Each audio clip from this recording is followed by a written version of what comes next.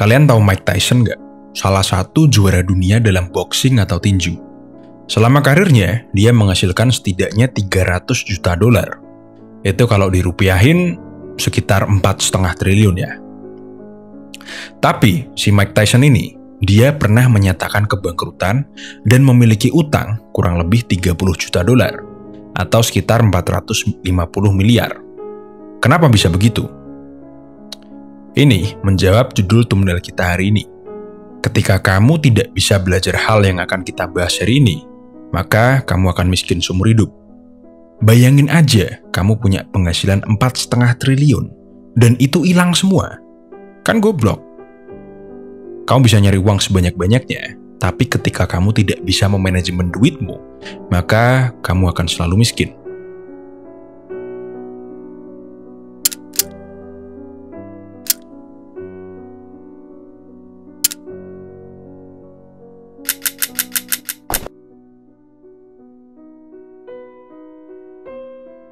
Sekarang saya tanya, menurut kalian, uang itu apa? Apakah dia ini cuma sosok yang datang ke kamu, tapi begitu datang langsung kamu suruh pergi? Atau uang menurutmu itu sesuatu yang harus kamu jaga betul-betul? Atau menurutmu juga, uang itu sesuatu yang harus kamu habiskan? Atau sesuatu yang lain? Jadi, sebelum kamu belajar cari uang, kamu harus tahu dulu, menurutmu, uang itu apa? Dan bisa memanajemennya. Soalnya percuma dong, kalau per bulan kamu punya penghasilan 20 juta, tapi di akhir bulan kamu nggak punya apa-apa yang bisa menunjukkan bahwa kamu itu berpenghasilan 20 juta. Buat apa? Nah, hari ini kita akan belajar tentang itu. Tentang cara bagaimana kita memperlakukan uang kita.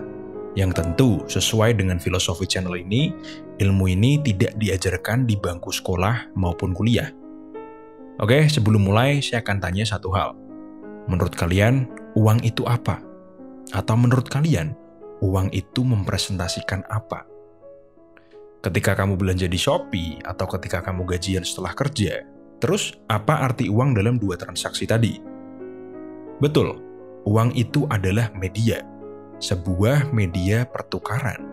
Sebuah alat yang memfasilitasi pembelian, penjualan, dan pertukaran barang. Itu kalau di dalam buku. Kalau menurut saya, uang itu adalah nilai atau value. Contoh simpelnya, di antara banyak warung nasi Padang, ada yang harganya 10.000 sampai 75.000 per porsi. Warung yang kalian beli itu melambangkan penilaian kalian terhadap value nasi Padang. Jadi, kalau kalian milih warung yang harganya 17.000, berarti menurut kalian value nasi Padang itu di harga 17.000. 20.000 itu menurut kalian mahal, 10.000 menurut kalian murah, tapi belum tentu enak. Berarti, uang adalah nilai atau value. Lalu kenapa mengerti ini tuh penting dalam hidup kita? Karena ketika kamu bisa mengerti konsep ini, maka semua keputusan yang kamu ambil dengan uangmu itu berdasarkan penilaianmu terhadap value tadi. Oke, saya yakin sampai sini pasti banyak yang paham, kecuali mereka yang hanya hidup dari gaji ke gaji, banyak utang, atau kecanduan hal gak bermutu seperti judi online. Nanti saya bahas. Tapi sekarang saya akan tanya pertanyaan kedua. Menurut kalian, hubungan kalian dengan uang itu apa? Kebanyakan, termasuk saya sendiri, uang itu masuk ke dompet saya, lalu perlahan-lahan hilang sedikit demi sedikit. Berarti, hubungan kita dengan uang itu pemasukan dan pengeluaran. Anggaplah, uang masuk ke kamu setiap bulan 4 juta, dan kamu udah kerja selama 3 tahun. 4 kali 3 kali 12 sama dengan 144 juta. Nah, dari total penghasilanmu 144 juta ini, sekarang kamu megang uang berapa? Kalau sedikit, berarti permasalahanmu ada di konsumsimu. Di tahun 2017, 78% warga Amerika itu hidup dari gaji ke gaji, paycheck to paycheck. Saya pikir persentase itu di Indonesia kurang lebih sama. Nah, kalau kalian sama seperti itu, hidup dari gaji ke gaji, maka permasalahannya ada di konsumsimu. Yang berarti, sebelum kamu belajar nyari uang, kamu harus belajar tentang mengontrol konsumsimu atau pengeluaranmu. Biar nggak kayak Mike Tyson tadi, sebesar apapun penghasilannya, kalau manajemen uangnya busuk, pasti akan hilang, akan habis. Model seperti Mike Tyson tadi, ketika dia pengen nasi Padang yang range harganya 10.000 sampai 75.000, dia akan nyari yang 300.000. Apalagi mereka yang kecanduan slot. Rata-rata masih mahasiswa atau mereka yang gajinya menengah ke bawah. Mereka dapat uang 4 juta, awalnya mungkin cuma depo 200.000 atau 400.000. Tapi lama-kelamaan deponya ini bisa sampai 2 juta. Setengah penghasilannya sendiri.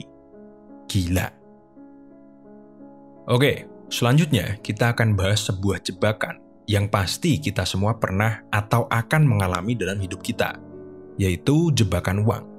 Sebuah jebakan yang seperti lintasan lari yang berbentuk lingkaran. Kita lari terus tapi cuma muter-muter aja, seperti lingkaran setan.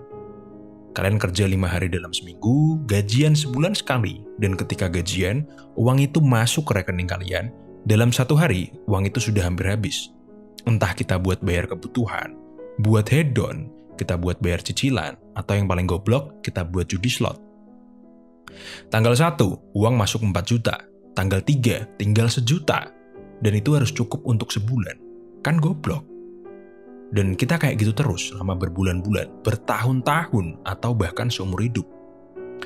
Nah, karena tadi saya ibaratkan seperti lintasan lari yang berbentuk lingkaran, namanya lari pasti kita ada keterbatasan stamina. Bisa jadi baru 3 putaran kamu sudah lelah, jatuh sakit, lalu kehilangan pekerjaan kalian. Kalau udah gitu, kalian bisa apa? Padahal kalian habis ambil cicilan mobil 5 tahun, atau habis ambil DP rumah 15 tahun. Mampus kalian. Kalaupun tubuh kalian tahan banting, stamina kalian kuat, kalian yakin bisa lari sampai 100 putaran. Lalu, apakah kalian bisa menjamin bahwa mental kalian akan tetap sehat dan bugar setelah 100 putaran? Ini yang sering dialami orang tua kita yang dari golongan menengah ke bawah. Contohlah bapak saya. Beliau bekerja dari usia muda, jadi tentara ketika lulus SMP. Karena beliau dari Tamtama yang pangkat awalnya prajurit, otomatis sangat susah untuk jadi bintara, apalagi perwira. Dan menurut cerita bapak saya pun, zaman dulu untuk naik pangkat itu ada 2 cara.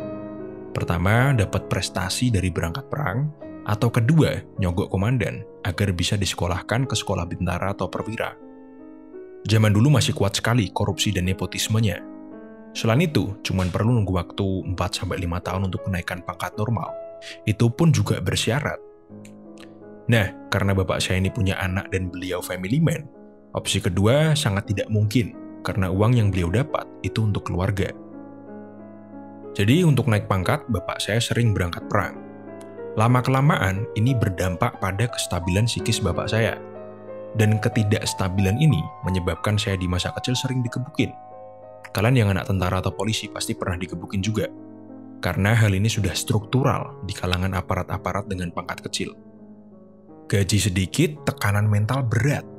Salah langkah sedikit, disuruh berangkat perang atau dipindah tugas. Jadi kesimpulannya, mungkin beberapa dari kalian, seperti bapak saya, fisiknya kuat, tapi lama-kelamaan pasti akan berdampak pada mental kalian. Oke, jadi kita lanjut lagi ke jebakan uang. Kalau sekarang kalian menyadari bahwa kalian masuk ke jebakan uang, maka kalian harus segera cepat keluar. Caranya adalah memperbaiki hubungan kalian dengan uang.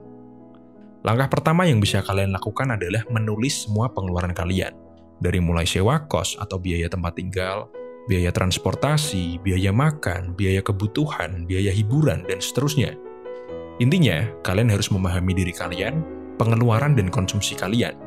Kalau kalian sudah paham, langkah selanjutnya adalah budgeting, atau menentukan target berapa banyak seharusnya uang kalian keluar dalam sebulan. Kalau kalian sudah menentukan budget kalian, maka secara sistematis harusnya kalian sudah bisa memilah mana yang nggak penting dan menghapus hal itu dari pengeluaran kalian. Nah, nanti uang sisanya bisa kalian tabung atau investasikan, semisal kalian belum berani berbisnis. Ini ya, saya kasih proyeksi untuk 7 tahun ke depan. Nanti, di 2030, puncak bonus demografi Indonesia, ekonomi itu akan semakin sulit. Kalau kalian nggak bisa jaga-jaga uang atau aset dari sekarang, maka kalian akan puntang-panting nanti di 2030. Untuk detailnya, saya bahas di lain waktu. Hari ini kita belajar tentang uang dulu. Oke, lanjut ya. Saran tambahan dari saya, sebelum kalian memutuskan untuk invest atau membuka bisnis dari sisa uang kalian, kalian harus nyiapin dulu dana darurat. Jaga-jaga seandainya kalian di PHK. kalian sakit, atau berbagai macam alasan darurat lainnya. Jadi, kalian harus bisa menekan lifestyle kalian. Bahasa Jawanya sakmatio atau secukupnya aja. Jangan malah kalian hidup dengan lifestyle yang jauh di atas gaji kalian. Kalau kalian kayak gitu, dalam 1 tahun aja, saya yakin kalian akan terlilit hutang. Tapi jangan salah ambil kesimpulan. Saya nggak bilang beli mobil mahal, perhiasan, iPhone 15, dan barang-barang mahal lainnya itu tidak berguna. Yang saya maksud itu, belinya sesuai standar gajimu. Atau kalau memang beli yang di atas itu, pastikan kalian udah nabung dulu dari lama, bukan dari gaji kalian bulan itu. Jadi ya, kembali ke kalian. Kalian lebih milih kelihatan banyak duit, atau beneran punya banyak duit? Oke, sekarang kita masuk ke pembahasan untuk meningkatkan income. Satu nasihat yang bapak saya bilang ke saya dan masih saya ingat sampai sekarang, itu nyari uang 2 juta per bulan itu gampang. Tapi nyari uang setiap hari, 50.000, itu susah. Sekilas memang terdengar gak masuk akal. Karena kalau kita nyari uang setiap hari 50.000, dalam 1 bulan kita cuma dapat 1,5 juta. Tapi kemampuan cari uang setiap hari itu, lama-kelamaan akan berkembang. Berevolusi dari yang sehari 50.000 meningkat jadi 60.000, meningkat lagi jadi 70.000, dan seterusnya. Dari pengalaman saya terhadap uang, menekan pengeluaran itu jauh lebih mudah daripada meningkatkan pendapatan. Nah, tapi karena ini kuliah kehidupan, saya akan bahas sedikit tentang jalur-jalur untuk meningkatkan pendapatan. Tapi nggak mendetail ya, buat gambaran aja. Detailnya saya bahas di konten lain. Pertama, jalur bisnis. Jalur paling cepat untuk dapat uang. Caranya simple, kita breakdown dengan simple. Kamu pahami market, cari permasalahan di dalam market, cari solusi dari permasalahan itu, lalu jual solusi itu ke masyarakat luas. Itu jalur bisnis, tapi nggak semua orang mau dan mampu ke jalur ini. Kedua, jalur investasi. Caranya simple. Setiap hari kamu belajar investasi, setiap bulan uang sisamu kamu masukkan ke instrumen investasi yang sudah kamu analisa. Kalau untung kamu bisa tarik, kalau rugi kamu bisa manajemen risiko. Cara ini mudah dan bisa dilakukan oleh siapapun. Oke, jadi kesimpulannya. Pertama, kamu harus mengerti dirimu dan pola konsumsimu untuk menekan pengeluaranmu. Kedua, kamu harus menentukan budget atau budgeting. Ketiga, uang sisamu kamu gunakan untuk mencari jalur lain dalam menambah pemasukan. Simpelnya sih kayak gitu.